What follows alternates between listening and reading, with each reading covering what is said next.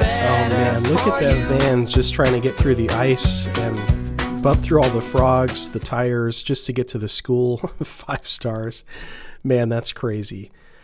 Speaking of frogs, my voice might sound a little froggy because I was out in the cold and I was scraping away at some ice, trying to get the cars moved around, resituated. That's what you have to do when you've got so many adults living in your home. I've got a wife and 3 kids, and my oldest is in college. My middle child's a senior in high school.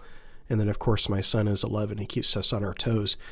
The only cure for this voice is lots of warm coffee and stay somewhere warm. So hopefully, whatever you're doing, you're staying warm and drinking plenty of warm liquids. If coffee's not your thing, maybe hot chocolate. But anyway, that's not why we're here. Let's talk about what did we learn last week that can help make this week even better.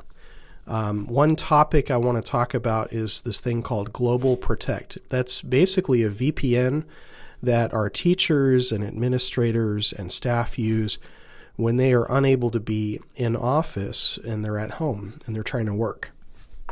Well, one thing is you want to check the rapid identity and make sure that they're part of the right group. We've got that Palo Alto group VPN. And I sent in the site tech support, there was a screenshot of what to look for. Pretty straightforward. Make sure they get the right group. Also, make sure they have the software. If they don't have the software, we can push it through PDQ. Pretty easy.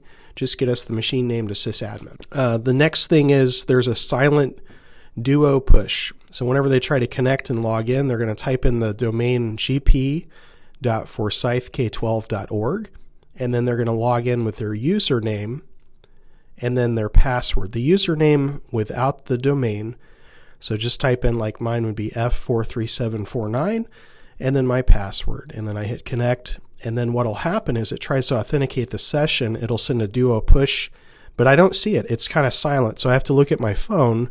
I'll pull up the Duo mobile app, and then I'll see, okay, let me go ahead and approve, and then this will connect the session. That's one thing a lot of people have been missing, and we noticed a few tickets about that. The other thing to keep in mind is the topic of Duo when it comes to accessing your Outlook when you're not at the school building.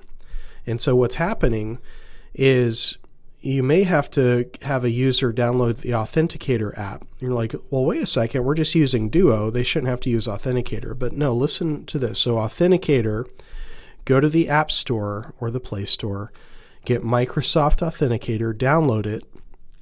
And when you go to the sign-in methods, you can add Cisco Duo as your external authentication method. When you do that, it links together Microsoft Authenticator with Duo, and that will solve almost 100% of the problems with accessing Outlook at home. Simple as that.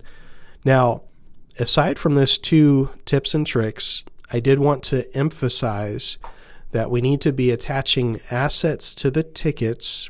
And when you go to escalate, please communicate. Anything that you communicate, any information is helpful.